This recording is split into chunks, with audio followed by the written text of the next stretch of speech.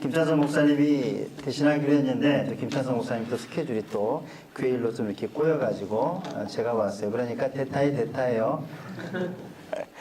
그렇게 하시고 오늘은 보니까 성경과 기도 그 부분이 빠진 것 같아서 그 시간을 좀 하려고 합니다. 뭐 한다고요? 네, 성경과 기도 많이 막 준비해 왔는데 안 보이죠? 네. 제 잘못인가 이 환경 탓인지 모르지만 제가 그냥 읽어드릴게요. 자, 먼저 저 시간은 성경에 대해서 좀 얘기를 하려고 그러는데 제가 우리 교회에서 3교구를 맡고 있는데 저희 교구에 가게를 하시는 분이 계셔요. 그런데 교회를 등록하시고 출석은 나오시다가 안 나오시다가 그렇게 하시는데 구역장님을 통해서 이제 연락이 왔죠. 그 가게에 어떤 분이 와서 성경 공부를 해준대요. 그거를 알았어. 일주일에 2번 와서 성경 공부를 해준대요. 좋죠? 아니 우리 교인들을 아니 그냥 그분이 그냥 사랑이 넘쳐가지고 남의 교인을 성경 공부를 시켜준대요. 그래가지고 이게 좀 아니다 싶어서 급히 찾아갔죠. 그랬더니 이분은 너무 좋대요. 일단은 뭐 교회 와서 왔다 갔다 하니까 말씀 듣기는 하는데 그것이 체계적으로 안 오는데 그분이 이렇게 말씀으로 딱 찝어주니까 너무 좋더라고 이야기를 하는데 근데 제가 보니까 냄새가 나죠? 뭐 같아요? 신천지 같아요. 그래서 공부 한번 좀 잠깐 볼게요. 그러고 이제 막 말씀 적은 거 봤어요. 이제 한 몇 주 진행을 했는데 적은 노트를 제가 성경 말씀들을 봤더니 많은 말씀 중에 첫 부분은 성전에 대한 것들을 막 적더라고요. 굳이 성전에 대해서 적을까? 성경 그 66권의 그 주옥 같은 말씀이 그렇게 많은데 내가 그 노트를 본 거에는요. 앞부분은 성전에 대해서 막 좀 적어놨고요. 중간쯤 보니까 이제 어떤 단어가 또 보이냐면 장막이라는 게 보이더라고요. 장막. 그게 그렇게 성경에서 크게 중요한가요? 그리고 뒤에 보니까 이제 씨 뿌리는 비유가 좀 나와요. 씨 뿌리는 비유 알죠? 그건 여러분 다 아시고. 뒤로 조금 보니까 이제 예언에 대해서 나와요. 예언. 그러면서 그게 이제 저는 의심의 눈초리로 보니까 그냥 순수하게 보면 좋은 말씀이구나. 저는 이제 일단 의심하고 보니까 그것들이 쫙 이렇게 꿰어지는 거예요. 여러분, 그래서 신천지가 원래 이름이 뭐죠? 정식 이름이? 모르죠? 뭐죠? 신천지, 맛있겠다, 사이다. 신천지 예수준거 장막 성전이죠?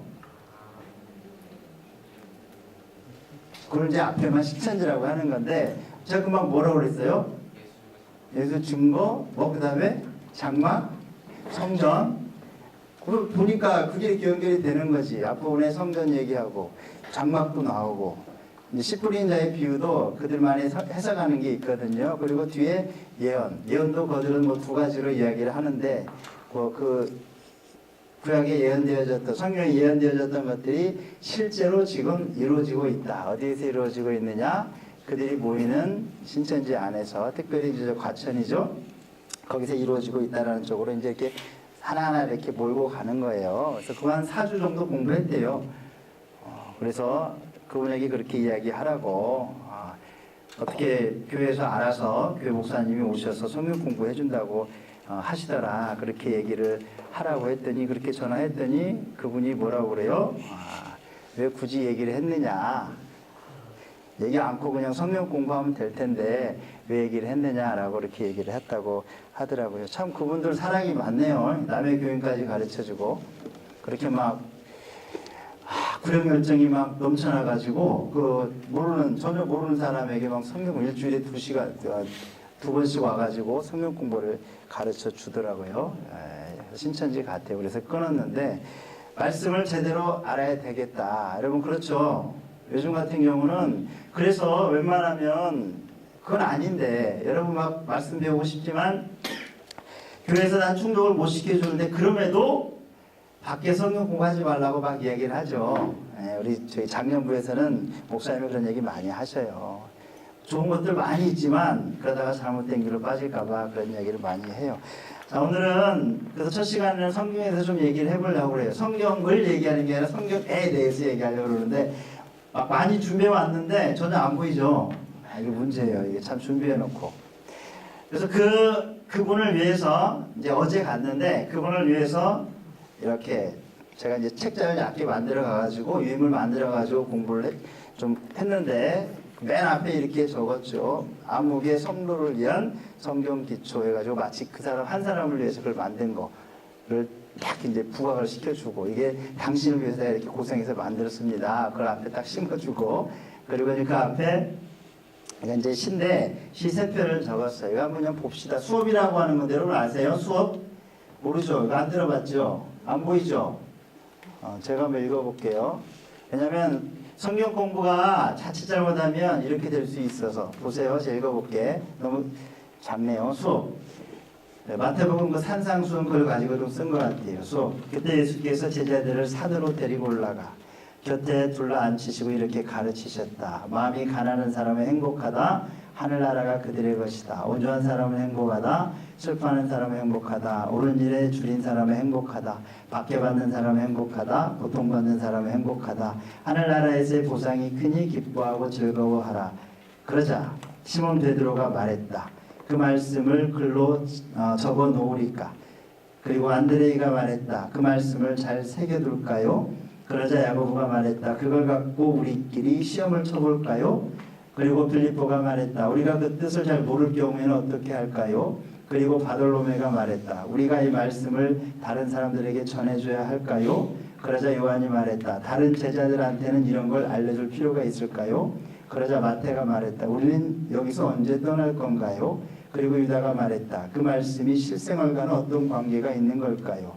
그리고 그 자리에 참석했던 바리새인 하나는 예수에게 수업 계획서를 보여줄 것을 요청하면서 그 가르침의 최종적인 목표가 무엇이냐고 물었다. 그리고 이제 마지막 한 줄 뭐라고 적혔는지 아세요? 그러자 예수께서는 우셨다. 이렇게 딱 나와요. 좀 느낌이 옵니까?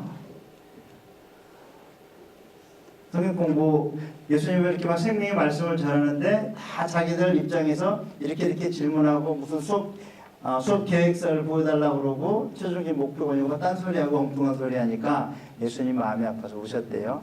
자칫 잘못하면 성경 공부도 그렇게 될 수 있겠다 그런 생각을 해보면서 그 앞에다 적어봤고요. 그 다음 거 이거는 그냥 넘어가고요. 자, 이거는 이현주라고 하는 목사님인데요. 이렇게 적어봤어요. 책이란 모름지기라는 신대 제가 한번 읽어볼게요. 책이란 모름지기 이현주. 나는 가끔 요리책을 본다. 그러나 나의 요리책이 감자탕이나 북엇국으로 꽃을 피우는 일은 거의 없다. 아내도 가끔 요리책을 본다. 아내의 요리책은 곧장 밥상으로 올라가 콩나물밥이나 동태찜으로 태어난다. 책이란 모름지기 나처럼 읽지 말고 아내처럼 읽을 일이다. 눈으로만 읽지 말고 손발로 읽을 일이다. 이해되죠? 이거 쉽죠? 책에다가 성경 넣으면 딱 되겠죠? 성경을 눈으로 읽거나 머리로 읽는 것이 아니라 읽었으면 그것을 뭔가 작품을 만들고 삶으로 살아내야 되겠죠? 그거를 아주 멋지게 표현을 한 것 같아요. 성경을 왜 읽어요? 성경은 왜 적혀져 있어요? 왜 성경을 하나님께서 우리에게 왜 주셨어요? 아시는 말씀이죠. 보이나요 이건? 네. 읽어볼까요? 시작. 오직 이것을 기록하면 너희로 예수께서 하나님의 아들 그리스도를 믿게 하려 함이요 또 너희를 믿고 그 이름을 기워 생명을 얻게 하려 함이라. 요한복음 20장에서 예수님께서 성경 기록 목적을 확실하게 적어놨고요. 이거에서 벗어난 것들은 예수님 눈물 짓게 하는 것일 수도 있겠다. 여러분이 성경 공부하고 성경을 읽으면 그렇게 살아내야 되겠다. 그 말씀을 드리면서요. 성경에 대해서 좀 얘기를 좀 몇 개 해보려고 그러는데 제목 한번 읽어봅시다. 시작. 구약은 그림자, 예수 그리스도는 그 실체, 신약은 사실. 다 아시죠? 구약에서 뭘 얘기해요? 수도 없이 드렸죠. 그건 메시아가 오실 것을 얘기하고 예언하고 그리고 그것이 이루어질 때 예수님이 오신 것이 그것이 이루어진 것이고 예수님이 이 땅에서 사셨던 이야기들 어떻게 하나님의 나라를 이 땅에 확장시켜 나갔는가 그것이 사복음서고, 그리고 예수님이 죽으시고 부활 승천하시고 나서 어떻게 교회가 생기고 사도들이 하나님의 나라를 확장시켜 나갔는가, 그 이야기가 뭐예요? 사도행전 이야기죠. 그렇죠? 그리고 그 다음에 교회에서 일어나는 수많은 것들에 대해서 경고도 하고 뭐 해결하기 위해서 편지도 쓰고 막 그랬던 것들이 서신서고, 그렇죠? 구약은 그 그림자고 예수 그리스도는 실체고 신약은 사진이다라는 멋진 표현을 해봤고요. 자, 한번 같이 읽어봅시다. 1, 시작. 성경을 하나님의 말씀이라고 하는 것은 그 가운데 있는 모든 내용이 하나님께서 직접 하신 말씀이라고 하는 것이 아니라 성경에서 가장 많은 분량을 차지하고 있는 부분은 저자의 말로서 예컨대 창세기부터의 저의 하나님이 천지에 창조한 것입니다. 저자 모세의 말이요 하나님이 직접 하신 말씀은 일상생활에 빛이 있으라 좀 나타난다. 이외에 신약의 복음서에는 예수의 말씀이 많고 서신은 전적으로 저자의 말이며 그 외에 천사의 말도 있고 짐승의 말도 있고 나무의 말도 있으며 심지어 마귀의 말도 있다. 이해되시죠? 예, 성경 보면 지금 뭘까? 나무의 말은 뭐 기억나는 거 있어요? 생각나는 거? 사사기 9장 하면 모르죠. 뭐 감람나무, 포도나무, 대나무 나무, 가시나무, 누가 왕 될 건가, 마치 우화와 같은 이야기가 나와요. 몰라도 패스. 짐승의 말도 있죠. 짐승, 어떤 짐승 이야기하죠, 성경에? 뱀도 나오지만 여기는 민수기 22장 나귀가 얘기하죠. 하나님의 사람이 아무리 하나님이 얘기해도 말을 듣지 않으니까 답답해가지고 나귀가 막 그 선지자한테 막 이야기하는 것이 민수기 22장에 나와요. 자, 그 다음에 같이 읽습니다. 시작. 성경이 처음 기록된 원본은 없고 흩에 있는 것은 그 원본의 사본이고 오늘 같은 경우는 그 사본으로 만들어진 원문의 번역에 불과하다.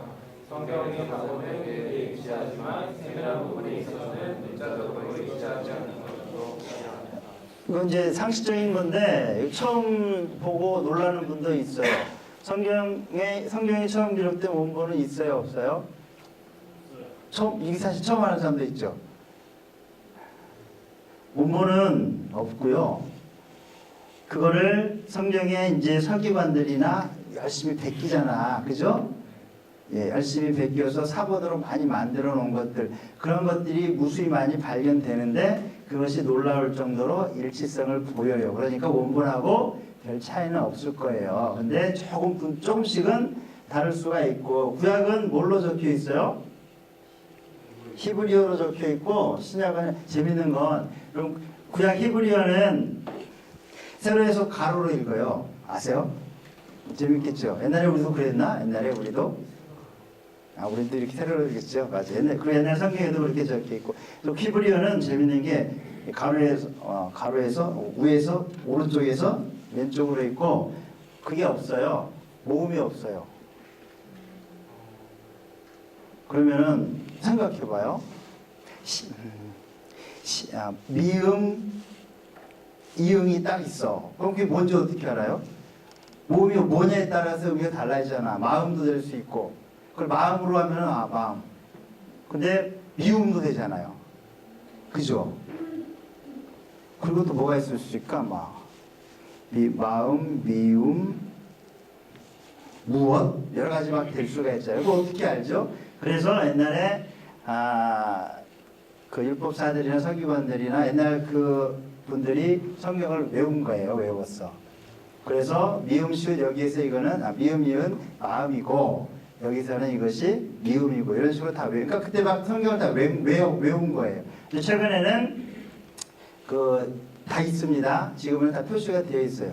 자음 밑에 모음이 표시되어 있어서 읽기 쉽게 되어 있는데, 자, 구약은 히브리어로 적혀 있고 신약은 헬라어고, 당연히 하나님께서 우리에게 성경을 한글로 주셨을까요? 이게 중요한 거예요. 성경을 하나님께서 한글로 안 주셨어요. 그럼 우리 성경은 뭐다?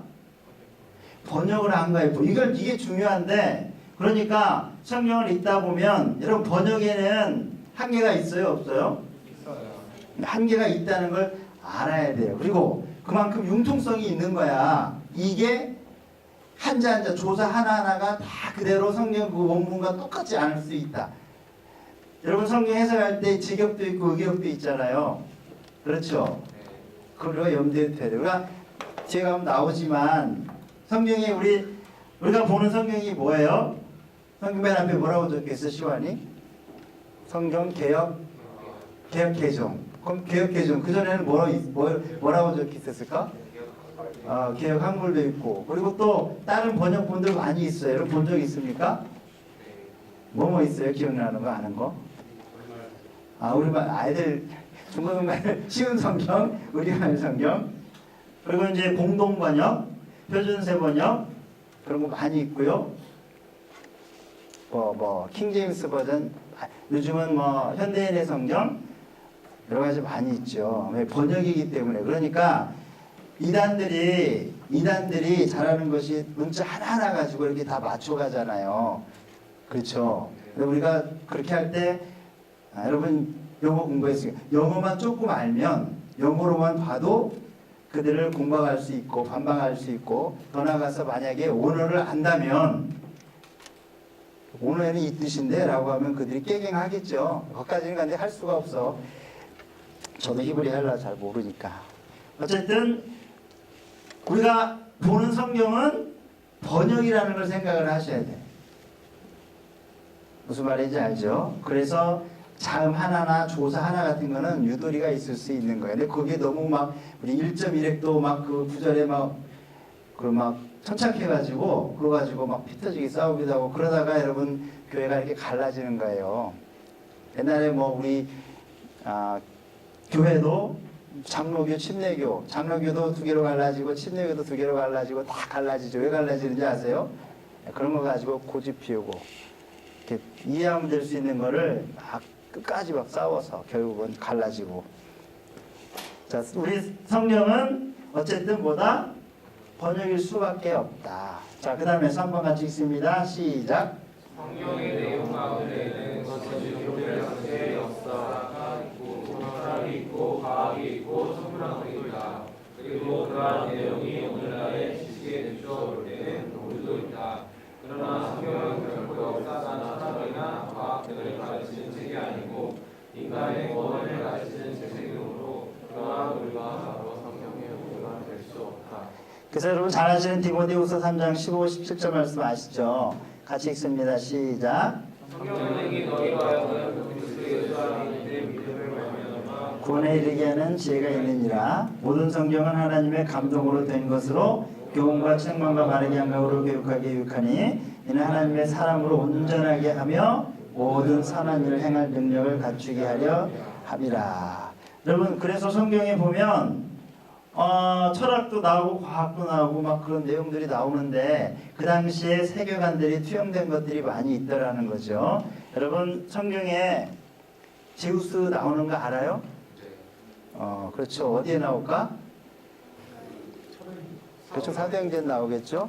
또 헤르메스가 누구예요? 그리스의 신 중에 하나겠죠. 그 보니까 번영의 신이라고도 하고 죽은 자를 지하세계로 인도하는 게 헤르메스죠. 제가 알고 이렇게 맞나요? 근데 성경 사도행전에 제우스라는 단어도 나오잖아. 그죠? 헤르메스라는 단어도 나와요. 신기하잖아요. 우리 그리스 신화에 나오는 신들의 이름이 나오는 거예요. 그러니까 바나바하고 바울이 가면서 선교여행 하는데 능력 많은 기적들도 일으키고 능력을 발휘하니까 그들이 놀란 거야. 그리스 사람들이. 그래가지고 그들이 아는 최고의 신이 누구예요? 제우스. 그리고 헤르메스. 저들이 제우스야? 쟤들이 헤르메스야? 놀라는 장면이 사도행전 14장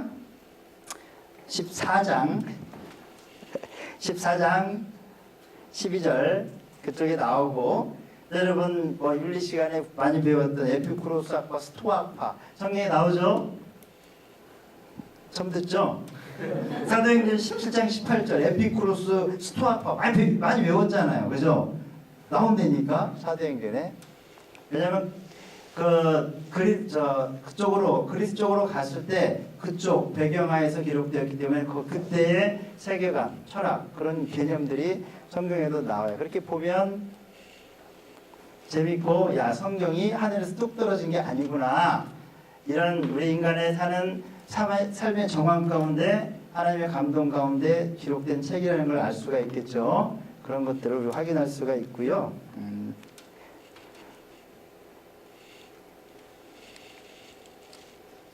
그러나 자 성경은 신구약 전체를 통해서 하나의 주제를 가지며 그것이 뭐예요? 예수 그리스도를 통한 구원이다. 그래서 대체적으로 구약은 뭐다? 아까 우리가 얘기했죠. 오실 메시아에 대한 예언 및 약속이요. 신약은 오실 메시아에 대한 증언 및 성취라고 볼 수 있다. 또 다른 표현을 한다면 아까 얘기했죠. 구약은 그림자, 예수 그리스도는 실제, 신약은 사진과 같은 것이다. 그래서 이거 하나 여러분 구약에 성전 얘기 나오죠. 구약에 막 성전 쭉 나오죠. 그 성전이 그림자라면 신약에서는 실체가 뭘까? 예? 와, 그만 야, 수준이 되게 높네요.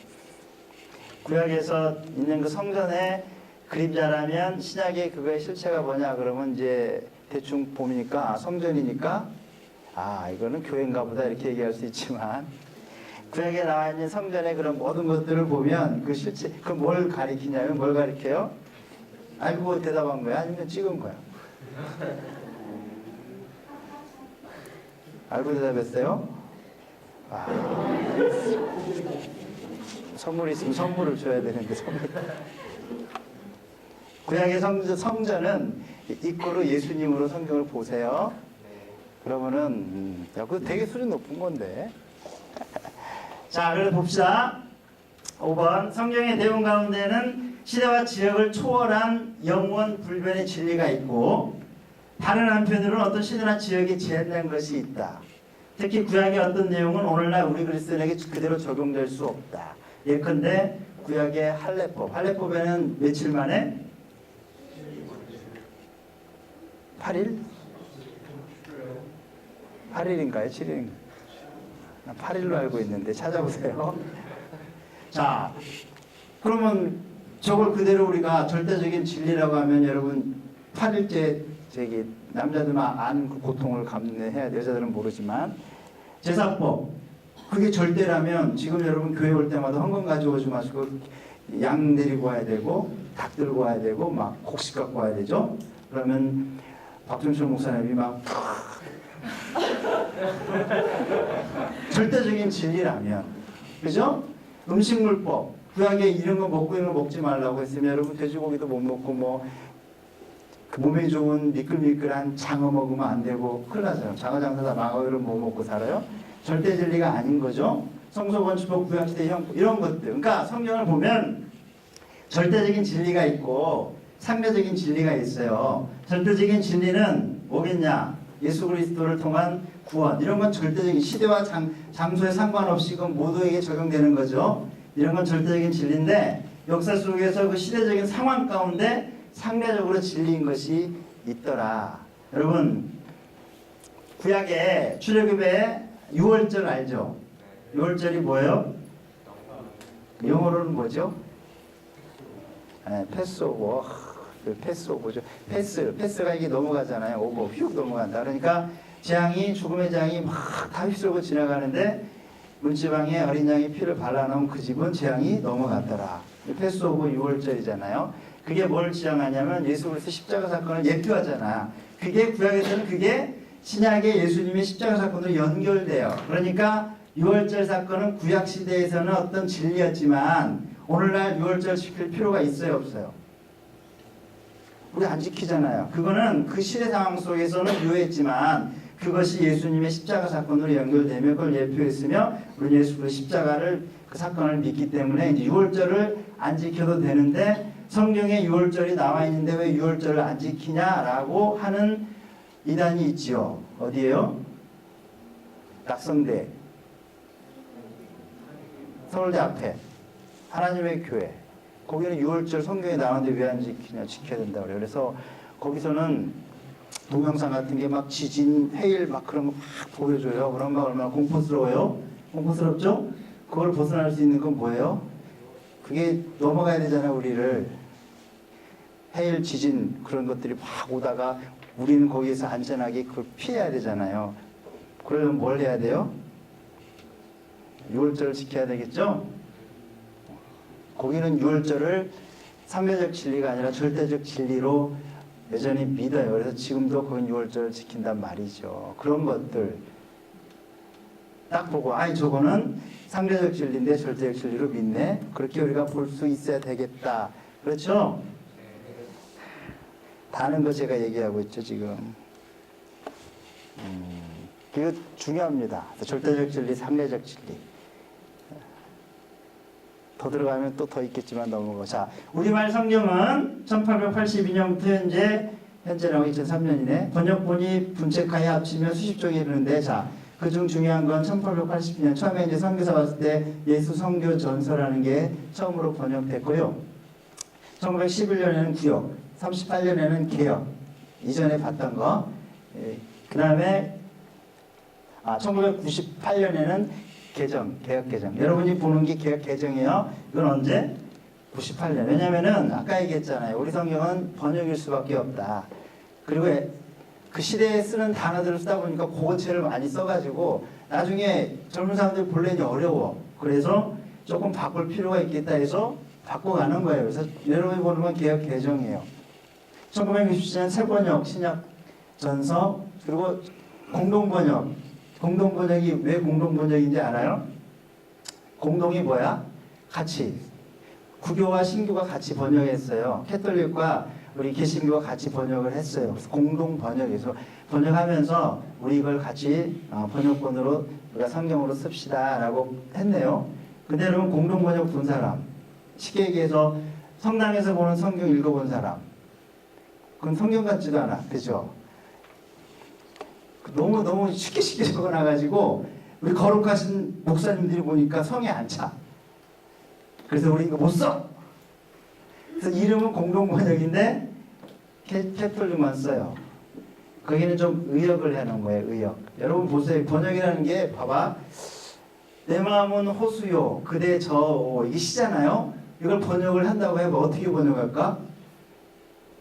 두 가지가 있겠죠. 직역으로 번역할 수 있고 의역으로 할 수도 있겠죠. 직역으로 하면 그냥 내 마음에 해당되는, 만약에 영어로 한다면 내 마음 뭐야? My heart? 내 마음은 호수요. 호수가 뭐예요? 뭐 레이크? my heart is 뭐 레이크? 이런 식으로 이게 직역이죠. 근데 그거를 만약에 번역으로 의역으로 한다면 내 마음은 호수요 이거를 다르게 번역도 할 수 있겠다. 내 마음은 높다랄지, 내 마음은 광활하다랄지, 내 마음은 깊다랄지, 내 마음은 깨끗하다랄지 이렇게 번역도 할 수 있겠네, 그죠?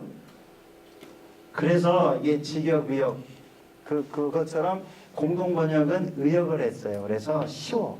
그래서 여러분 성경 일독 하고 싶은데 자꾸 막혀서 못한다. 너무 어려워서 못하겠다. 자, 공동 번역 읽으세요. 순식간에 읽습니다. 뭐 그냥 무협지 읽는 것 같아. 연애소설 읽는 것 같아. 너무 쉬워. 그것도 성경이니까 읽어도 돼요. 개혁개정이 어렵다? 공동번역 저는 추천하고요. 뭐 표준 세번역도 있고 1993년 표준 세번역 있고 뭐 쉬운 성경, 현대인의 성경, 세번역 성경 여러 가지가 있다. 그래서 이게 우리 성경이 번역이라는 것만 알아도 여러 가지 함정에 우리가 안 빠질 수 있다는 거. 빨리 읽어보고. 우리말 번역 성경에 유광스럽게도 번역상에 문제가 없지 않다. 잘못된 번역도 있을 수 있어요. 그리고 보세요. 과정. 마태복음 5장 28절. 여자를 보고 음욕을 품는 자마다를, 음욕을 품고 여자를 보는 자마다로 조금 뭐 별 차이 나는데 조금 바꾸고, 이게 바꾼 그런 과정들이고요. 이렇게 뭐 의의 예배서 6장 4절 의의 흉배를 의의 호심경 여러 가지 이렇게 이런 번역들이 있어 왔다. 그러니까 자구 하나하나 조사 하나하나에 너무 목매달 필요 없고 이 한자에 천착하면 의미를 잃어요. 성경은 무엇보다 의미를 캐치하려고 해야 되지 글자 하나하나에 천착하면 숲을 못 보고 나무를 보게 된다.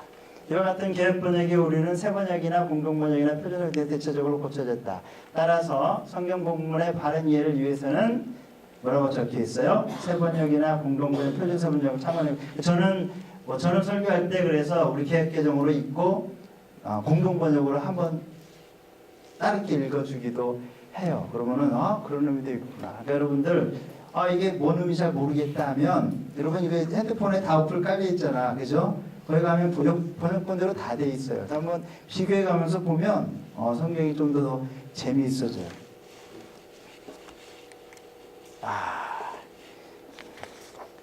자, 한번 기지개 한번 펴시고 지금 몇 시인가?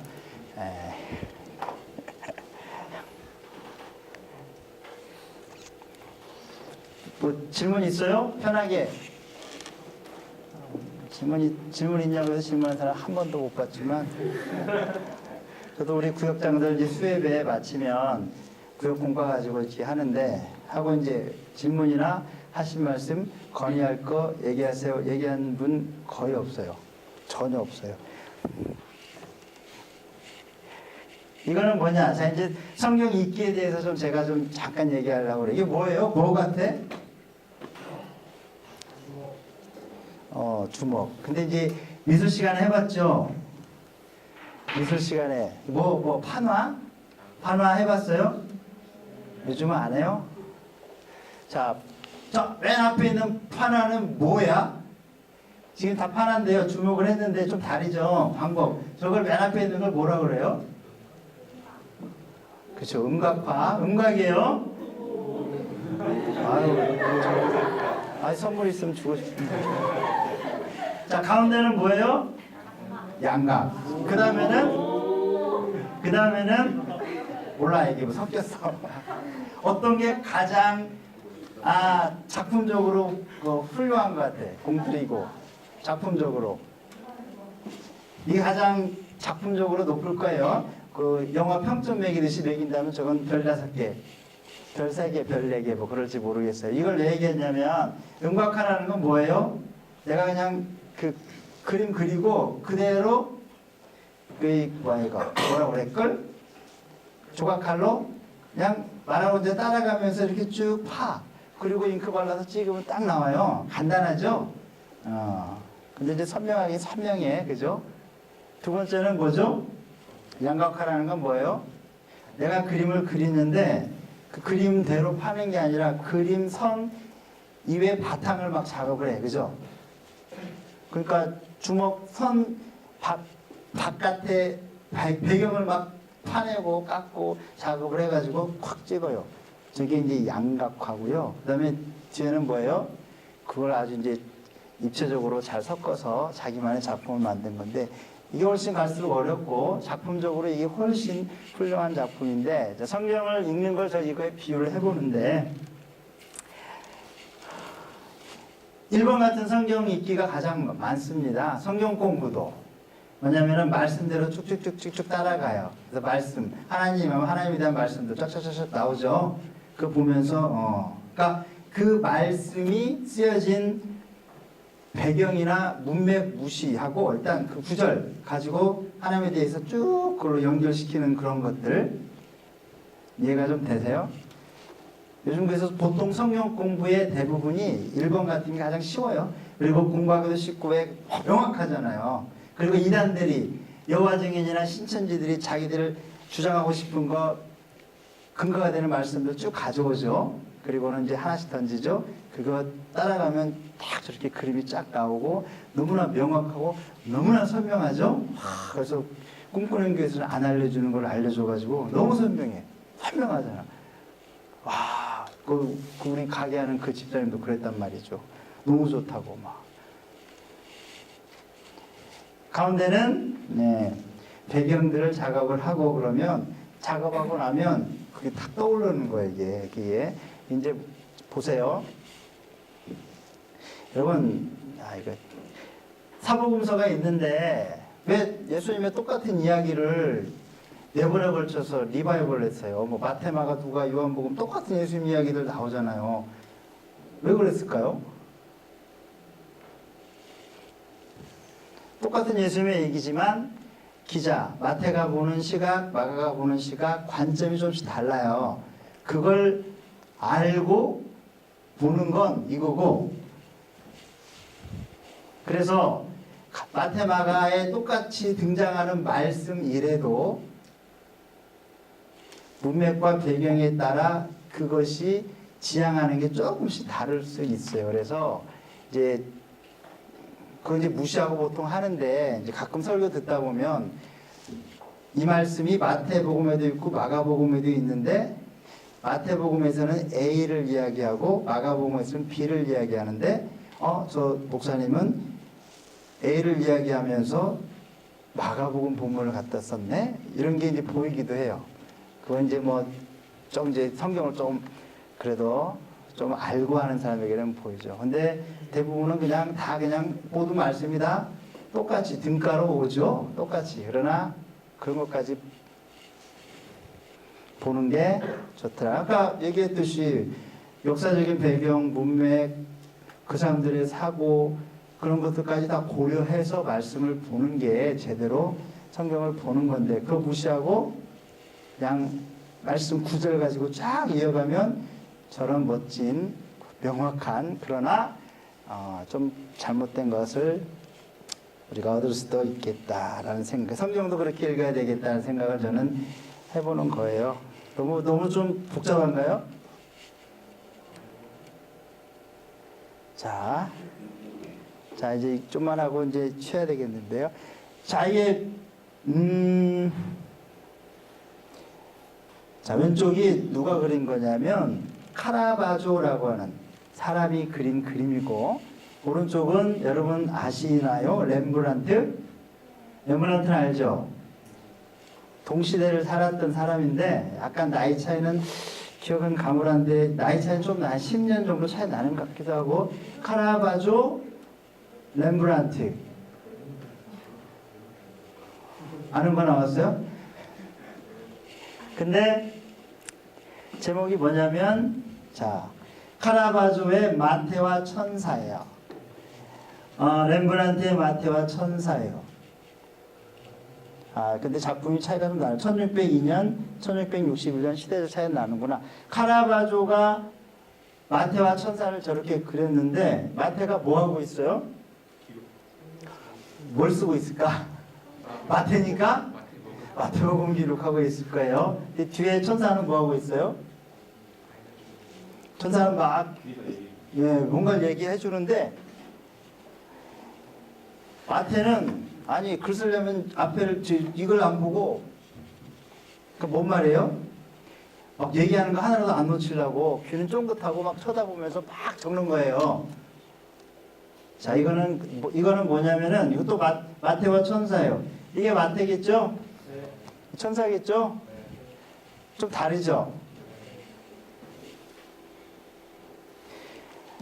렘브란트의 마태는 앞을 보고 있고, 그리고 보시면 앞에 그림하고 좀 다르죠? 고민을 하는 것 같아요. 사색을 하는 것 같죠? 심사숙고를 해요. 천사는 뒤에 손 얹고 가만히 속삭여요. 좀 다르죠? 자, 성경이 어떻게 기록되어졌는가, 이거를 극명하게 보여주는 것이고, 그래서 여러분 들어보셨는가 모르지만 따라해 봅시다. 축자 영감설. 들어봤죠? 이건 뭐냐면 하나님이 성경 기자에게 이렇게 하나하나 조사 하나하나까지 다 불러주고 사람은 그대로 받아 썼다.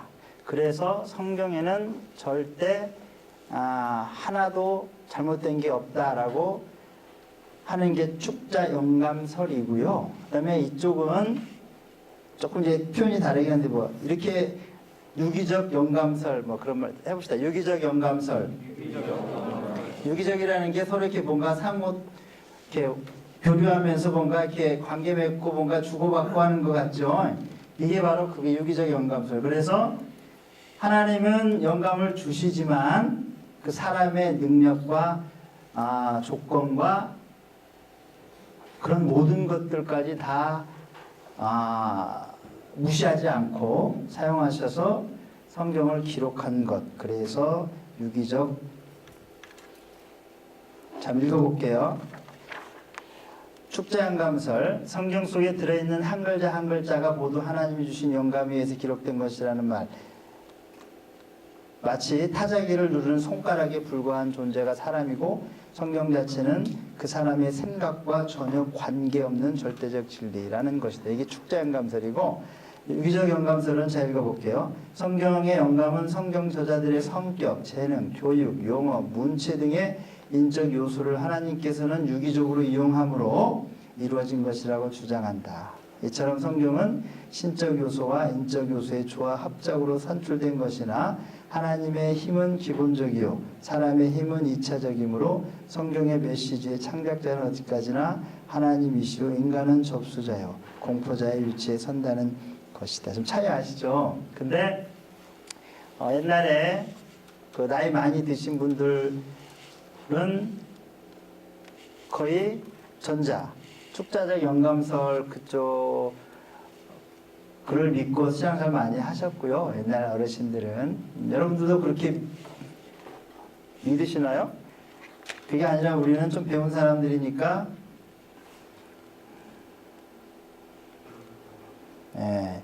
성경의 저자는 성령이지만 인간도 같이 쓰였죠. 여러분 알파나요? 여러분도? 여러분 알파라고 그래? 명칭? 플러스 아트죠. 또 거기서 성경에 대해서 얘기할 때 하잖아요. 전혀 안 하는구나. 성령님이 저자지만 사람이 또 아까 얘기했잖아요. 그 제우스가 나온다니까. 제우스가 왜 나오고 헤르메스가 왜 나오며 스토아과 에피쿠로스라는 단어가 성경에 왜 나오고 그런 것들 다 무시하지 않고 유기적 영감설이다. 그래서 성경은 그렇게 보는 것이 옳다라는 말씀을 제가 드려봅니다. 이거 참 그림 좋죠? 절대 이건 아니에요. 그러니까 여러분 성경 볼 때 일부만 하고 일단 성경 볼 때 너무 막 기계적으로 그리고 막 너무 막 무겁게 보실 필요 없고 성경을 보면서 중간중간 사이사이 여러분의 문맥 속에서 상상력을 넣을 수도 있고 그렇게 읽을 수도 있다라는 거예요. 왜냐면은 왜 이거는 이제 좀 다른 말이죠. 옛날에 그런 말이 있잖아요. 작가가 작품을 써서 출판해버리면 작가와 상관없다. 그거는 읽는 독자의 몫이고 약간 그런 뉘앙스라고 해야 되나? 어쨌든 좀 성경을 이단에 빠지지 않는 한, 이단적인 가르침을 쫓지 않는 한 성경을 좀 폭이 넓게 깊이 자유롭게 여러분 상상력도 동원해보고 물음표도 던져가면서 그렇게 읽으셔서 여러분의 삶에 그냥 뭐 성경 말씀이 박제된 것처럼 그렇게 뭐 딱딱한 게 아니라 여러분 삶 가운데 이렇게 젤리처럼 막 이렇게 살아서 통통 튀고 그런 아주 생명의 말씀이 되면 좋겠다라는 생각을 해봅니다. 아셨죠? 너무 길었죠? 잠깐 쉽니까?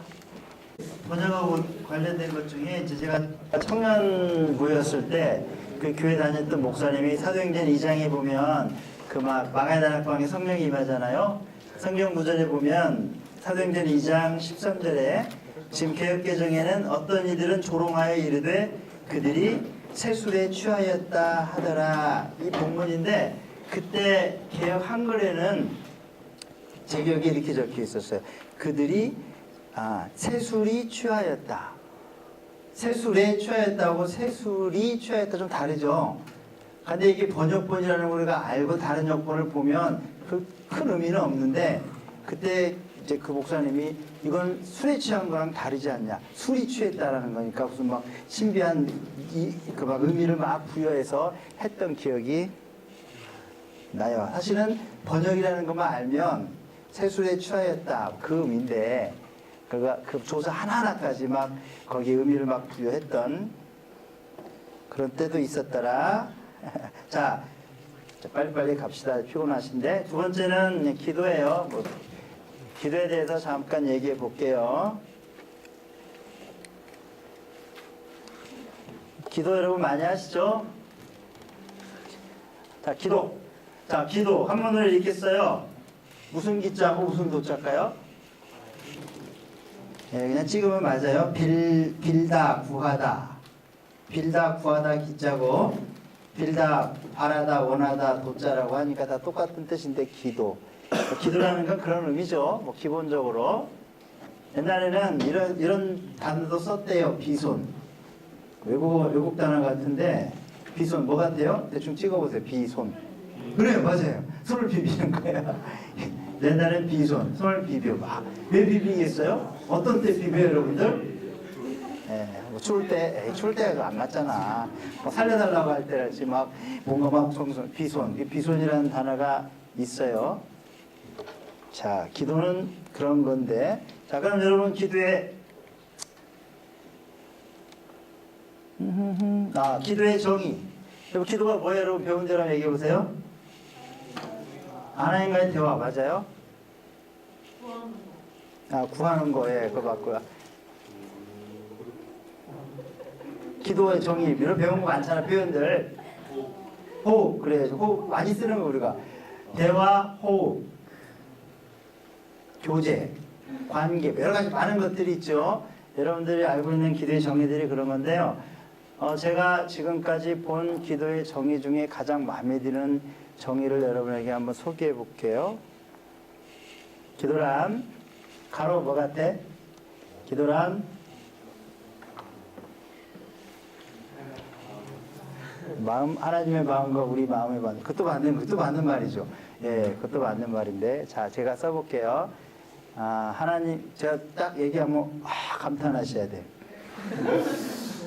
기도란, 하나님의 목마름과 우리 목마름의 만남이다. 진심이죠, 이거. 아니, 멋있지 않습니까? 하나님의 목마름과 우리 목마름의 만남. 하나님도 목마르시대요. 우린 당연히 목마르죠. 그게 만나는 건데, 하나님은 뭐가 그렇게 목마르실까 모르겠어요. 한번 계속 살펴보겠습니다. 멋있죠? 지금까지 제가 본 기도 정의 중에 최고로 저는 멋있어요. 자, 기도의 전제 조건 1 뭐겠어요? 여러분 기도 왜요? 당연하죠. 하나님이 우리의 기도를 들으시는 하나님이 계시다라는 존재가 있기 때문에 기도하죠. 하나님이 안 계시면 기도하겠어요? 그렇죠? 하나님 우리의 기도를 들으시는 그분이 계시다. 하나님이 계시다. 그래서 우리는 기도한단 말이죠. 하나님은 어디에 계셔요? 그것도 좋아요. 예. 자, 맞습니다. 그것도 이제 기도에서 중요한데요. 자, 하늘에 계신 우리 아버지요 라고 우리가 부를 때, 여기서 하늘은 장소예요. 뭐라고 적어놨어요?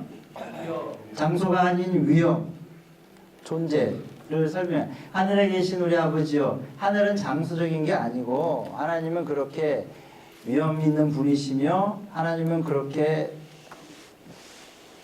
전체를 주관하시는 분이고, 그런 존재고, 그런 어떤 벽을 이야기하는 거지, 어떤 장소적인 스카이 개념은 아니다. 여러분, 하늘하면 높은 분이 계시는 분이잖아요.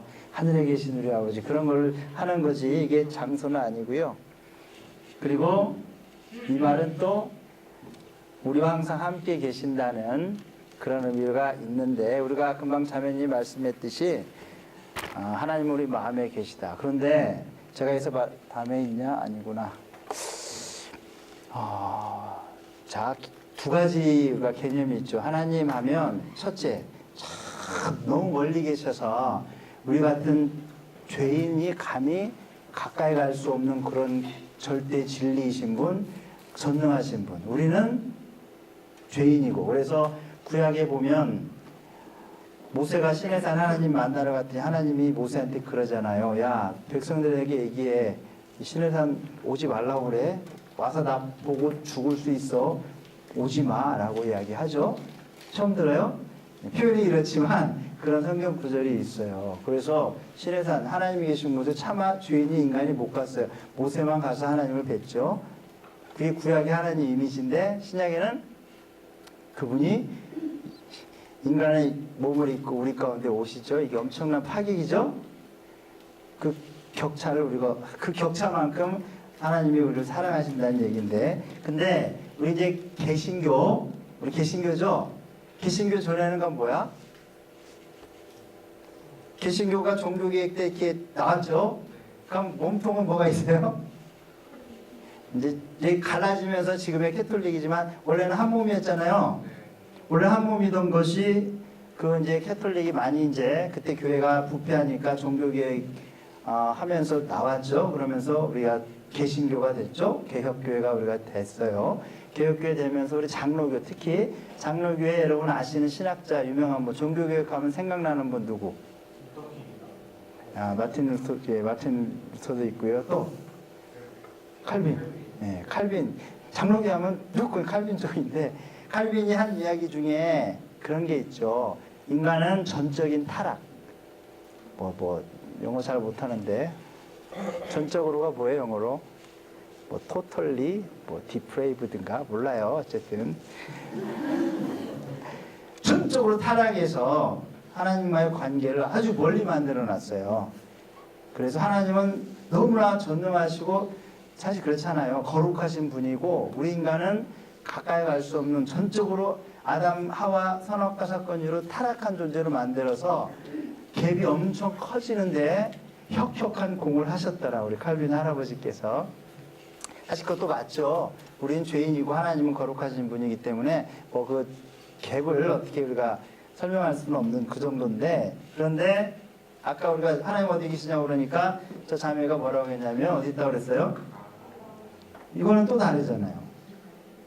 저 위에 거룩히 계시는 그분의 이미지가 우리에게 있고, 또 하나는 내 안에도 계시죠.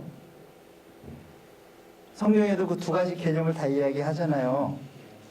그렇지 않아요? 성경에도 보면 막 멀리 계신 분 이미지들이 있고요.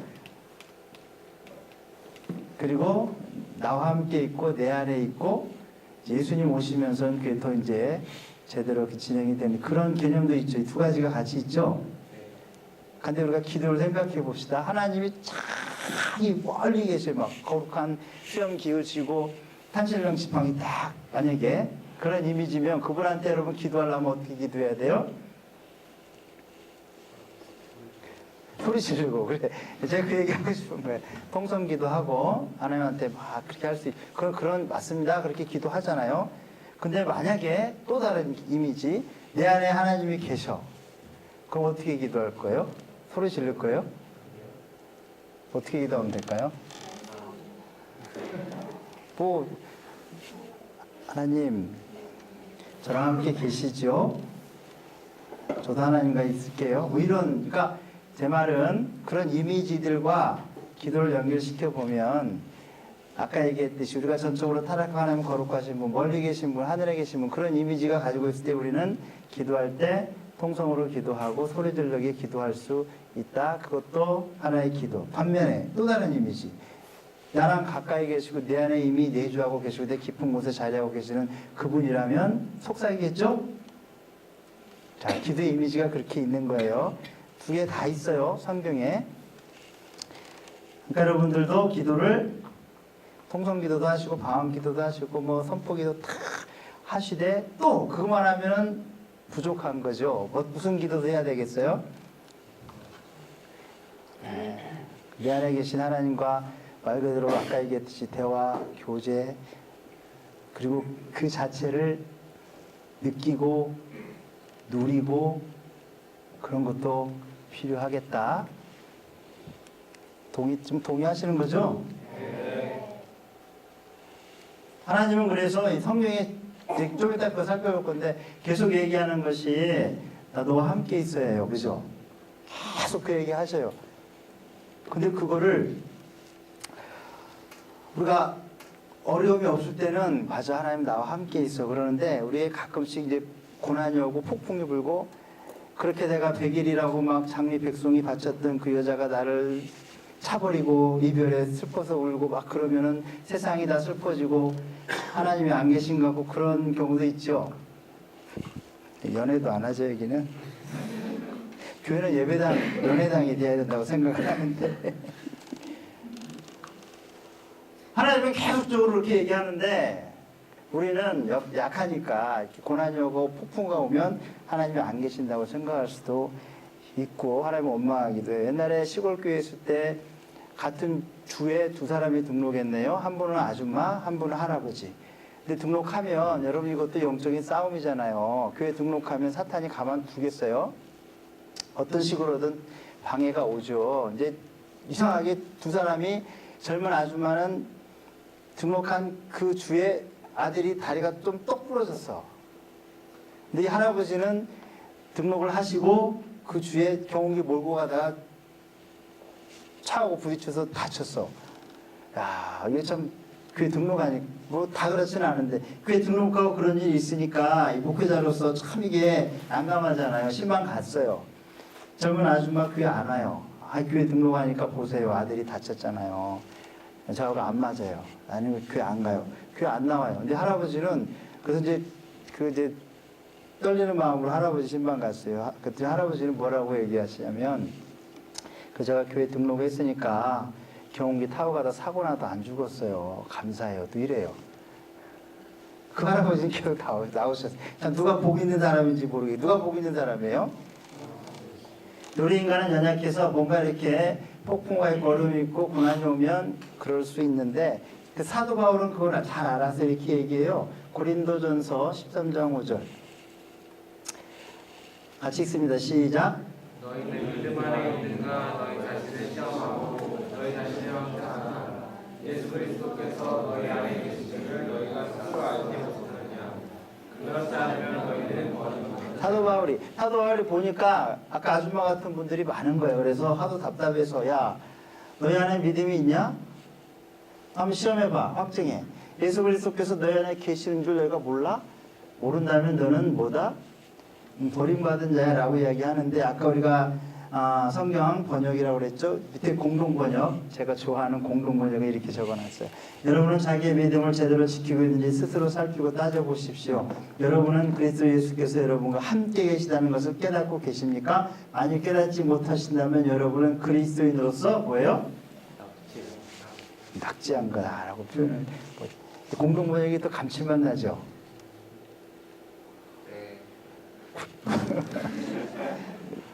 저희 공동번역이 더 이렇게 와닿아요. 그래서 공동번역도 읽으세요. 술술 나가. 이해도 쉽게 되고요. 제가 좋아하는 이사야 46장 3, 4절에 이렇게 이야기하나요? 보세요. 야곱의 집이여 이스라엘 집에 남은 모든 자의 내게 들을지어다. 배에서 태어남으로부터 내게 안겼고 태에서 남으로부터 내게 업힌 너희여. 너희가 노년에 이르기까지 내가 그리 하겠고 백발이 되기까지 내가 너희를 품을 것이라. 내가 지었은즉 내가 업을 것이요 내가 품고 구하여 내리라. 제가 병원 가면 환자들한테 이거 드리고 기도를 해드리는데 그렇죠. 태어날 때부터 내가 너를 안고 업고 여기까지 왔다. 그러니까 노년에 이를 때까지 백발이 될 때까지 그리 하겠는데 왜 그러는지 아냐? 내가 널 지었기 때문이야. 너 내 거기 때문에 내가 그렇게 해주겠다라고 하는 약속의 말씀이죠. 성경에서는 계속 이야기하는 게 그래 나 너와 함께 있어. 자 하나님의 이름을 뭐라고 그래요? 야훼라고 우리가 많이 하죠. 여호와인데 원래 야훼가 더 맞다고 그러죠. 야훼. 여러분 잘 아시는 출애굽기 3장 14절 하나님이 모세에게 이르시되 나는 뭐다? 스스로 있는 자이니라. 또 이르시되 너는 이스라엘 자손에게 같이 이르기를 스스로 있는 자가 나를 너에게 보내셨다 하라. 하나님이 당신을 뭐라고 표현하시냐면 하나님 당신의 이름이 뭐요? 그랬더니 하나님 뭐라고 그래요? 나는 스스로 있는 자다라고 이상한 애매한 표현을 쓰시죠. 자, 또 공동번역 제가 좋아하는 공동번역 하나님께서는 모세에게 나는 곧 나다. 더 재밌죠? 뭐래요? 하나님 이름이 뭔데요? 아니 백성들에게 하나님이 보냈다고 하면 하나님을 소개해야 되는데 뭐라고 소개해요? 그랬더니 공동번역에는 뭐라고 하냐면 나야 아이고야. 나는 곧 나다. 이게 이제 히브리어로 보면 더 막 들어가 보면 이런 의미예요. 나는 있다이다. 애매하죠. 비동사고. 이제 뭐 히브리어는 하야동사라고도 하는. 나는 있다이다. 이게 뭐예요? 나는 있다이다. 더 정확한 의미로 나는 있다이다. 나는 있게 만드는 자다 뭐 이런 의미거든요. 나는 있다이다. 다른 표현을 이렇게 적어. 그 옆에 뭐라고 적어놨어요? 재밌죠? 나는 있다이다. 나 여기 있어. 나 여기 있다. 그리고 그 옆에는 또 뭐라고 해놨어요? 그러니까 이름 자체가 그런 이름이라는 거죠. 나는 있다이다. 나 다른 말로 쉽게 나 여기 있다. 옛날에 드라마 너 내 안에 너 있다. 그런 비슷한 표현인 거예요. 나 여기 있어. 나 너와 함께 있어. 나 내 안에 있어. 내 안에 나 있어. 하나님의 이름이 그렇다니까요. 성경에서 쭉 훑어볼게요. 계속 하나님이 얘기하는 게 이거예요. 노아한테 뭐라고 그러냐면 보세요. 이것이 노아의 조건이라 노아는 의인이요 당대의 완전하. 그는 하나님과 뭐 했다? 동행. 아브라함이 그때 아비멜렉과 그 군대 장관 비골이 아브라함에게 말해도 네가 무슨 일 하든지 자 그래서 노아와 아브라함의 이야기를 보면 하나님께서 늘 하시는 말씀이 내가 너와 함께 하겠다. 너와 함께 하겠다. 그런 의미고요. 그렇게 계속 뒤에도 계속 살펴보고 성경에 사람들에게 계속 그 얘기해요. 내가 너와 함께 너와 함께 내가 너와 함께. 그리고 그 주변의 사람들은 그걸 보고 뭐라고 고백하는지 아세요? 하나님이 당신과 함께 하는군요. 이런 고백하죠. 아브라함 주변에 그 만난 사람들도 이야기하고 노아 보고도 그는 하나님과 동행했다. 하나님이 그와 동행했다. 이삭. 하나님이 이삭에게 뭐라? 이 땅에 거류하면 뭐라고요? 내가 너와 함께 있어 내게 복을 주고. 이삭에게도 내가 너와 함께 계속 얘기하고요. 창세기 16장 그들에 대해 여호와께서 너와 함께 계심을 우리가 이거 이제 그 이삭과 함께 있는 하나님을 보고 주변 사람이 하는 얘기잖아요. 그들에 대해 여호와께서 너와 함께 계심을 우리가 보았다. 내가 너와 함께 있어서 복을 내려주겠다. 사람들은 하나님이 당신과 함께 하는군요. 하고 계세요. 그거를 고백을 하고 있어요. 야곱, 요셉, 모세, 여호수아, 기드온. 여러분 성경 이 구절 살펴보면 엄청납니다. 계속 얘기하는 게 나 너와 함께 나 여기 있다. 나 내 안에 있다. 나 너와 함께 한다. 계속 그 얘기를 하시는 거예요. 근데 그분이 신약으로 넘어오면 뭐예요? 예수님 인간의 육신의 몸을 입고 이제 우리 곁으로 직접 형체를 가지시고 오시죠. 그래서 그 이름을 뭐라고 했냐면 임마누엘. 임마누엘의 뜻이 뭐예요? 하나님이 나와 함께 하신다. 하나님이 나와 이게 임마누엘이 예수님이 땅에 오시는 거 그 자체부터가 난 나와 함께 직접적으로 이제 우리 가운데 육신의 몸을 똑같은 성정을 가지고 오셨어요. 예수님 마지막 말씀 승천하시면서 하신 말씀 중에 어떤 표현이 나와요? 볼지어다 내가 세상 끝날까지 보다 내가 항상 함께 있으리라. 그러니까 성경은 계속 그 얘기를 하는 거예요. 자 그럼 이제 아까 기도가 뭐라고 그랬어요?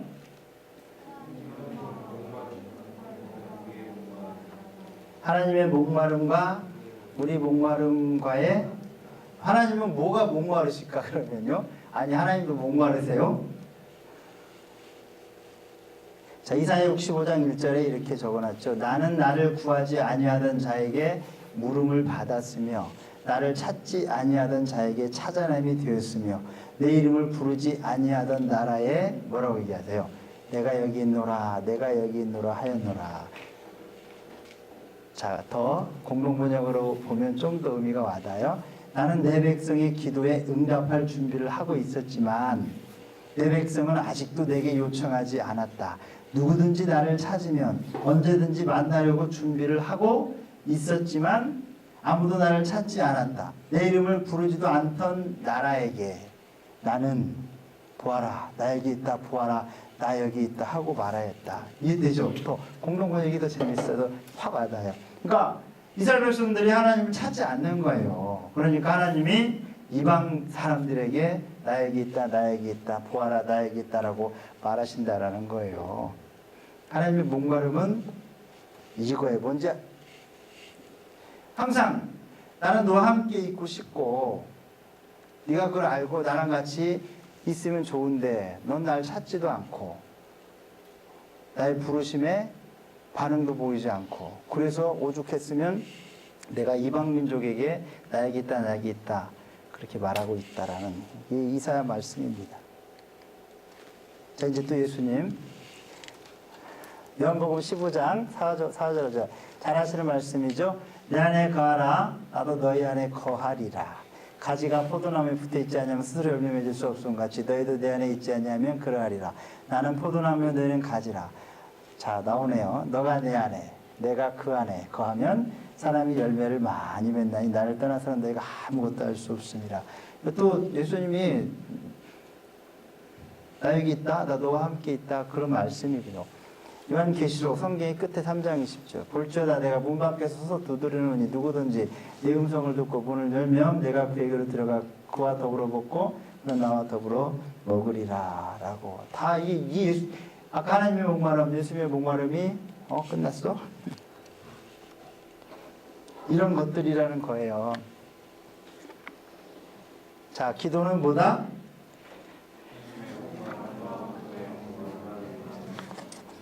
그렇죠. 여러분, 그 잘 아시는 그 발자국이라는 이야기 아시잖아요. 예, 모래 위에 두 발자국이 이렇게 두 개가 가다가 어느 지점부터는 발자국이 하나, 그래서 하나님께 따지잖아요.